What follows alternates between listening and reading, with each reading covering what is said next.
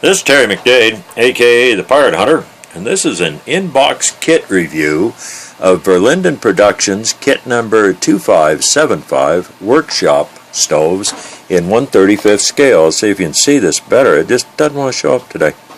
You got four basic kinds of what would be called workshop stoves.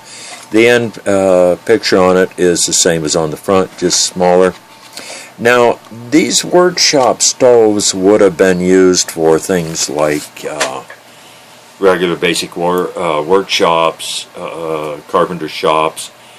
What I'm using one of these for, whichever one I use, will be for a guard shack that I am converting it into from a railway station. So they would have obviously had some kind of heat in there.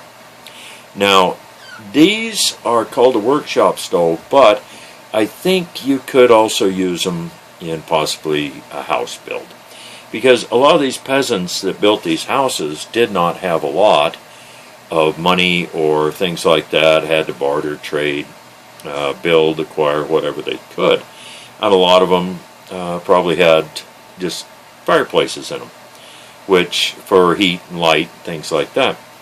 And possibly they could have come up with one of these stoves for heat. Now, these are a resin casting from Verlindens.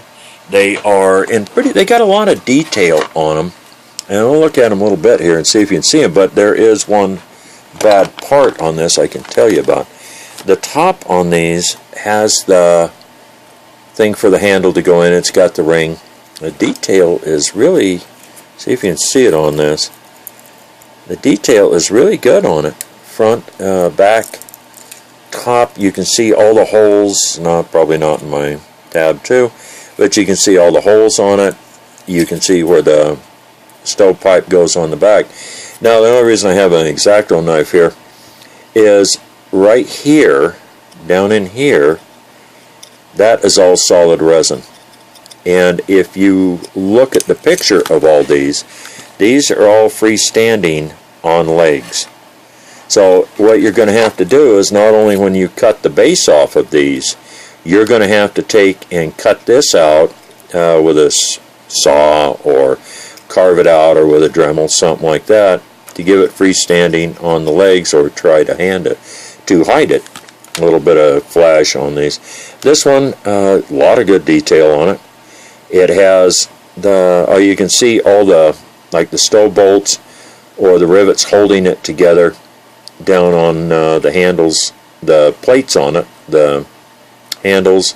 Up here on the top, it's the same thing. You can see where the lid is, with a place that would have been for the handle to lift it off the top again.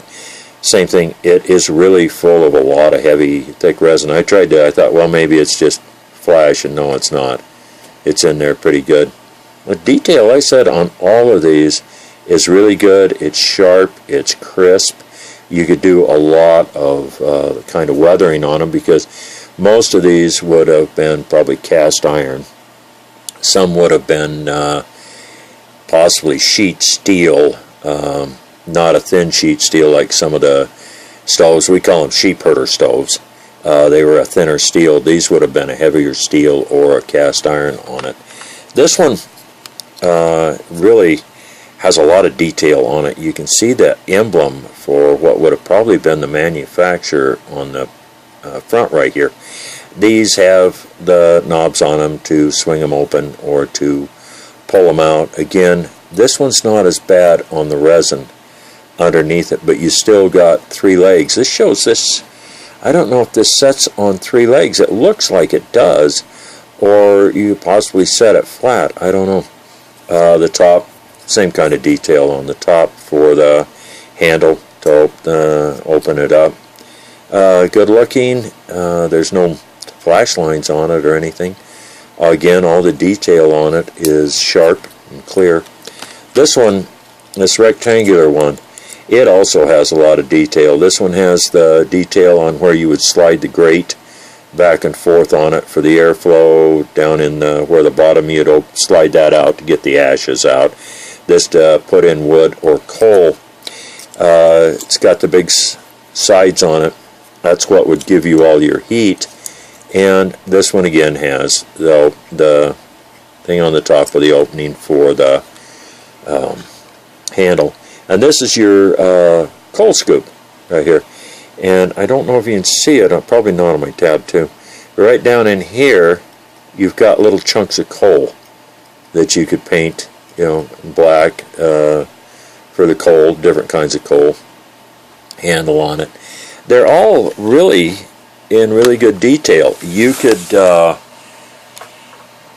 get you some, I guess, really find you little tiny pieces of coal, or you could just paint them up, or you could use wood, because wood in a lot of ways would be a more common fuel on these, especially out in a peasant's home someplace in the middle of outer nowhere, to use to heat with, cook with, things like that.